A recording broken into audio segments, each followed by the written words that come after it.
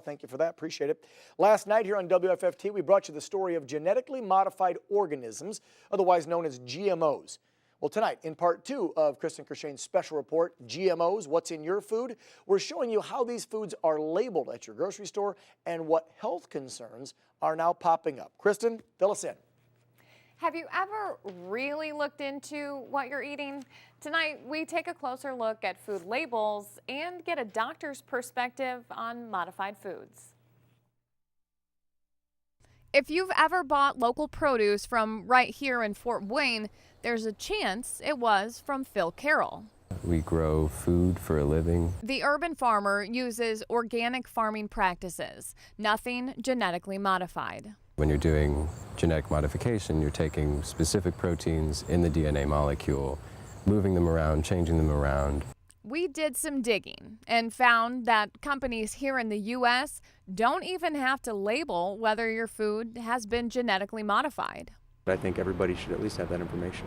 If it's going to have some sort of genetically modified alteration to it, it should at least disclose that and leave it up to the consumer to decide whether or not we want to buy it.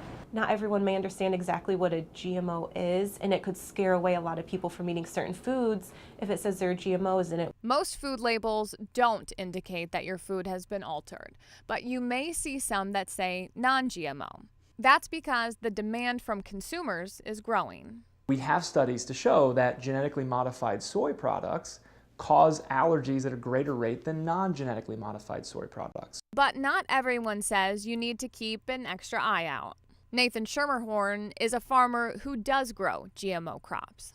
In order for these things to be approved, they have to be approved by our government, they have to be approved by other governments, they have to be approved worldwide before we can even purchase them and plant them. Local agriculture and natural resource educator James Wolf agrees. The USDA, the Food and Drug Administration, and the EPA all monitor foods and do research on those foods, and they found that genetically modified foods are as safe as non-GMO foods. I can tell you there's an awful lot of things the FDA approves that are inside of a grocery store that I'm not putting in my body. As for Phil, he says he's going to keep growing food without GMOs. We're talking about eating foods for the course of a lifetime, and we don't know enough to really say what the effect is going to be. Not every food is labeled, but if you do want something that hasn't been genetically modified, look for a label like this that says non-GMO. But it's up to you to decide what's best for you and your family. Both Dr. Glad and dietitian Jennifer Harrison said consuming good, healthy food is a key factor in having good health, so just be mindful of what you're putting into your body.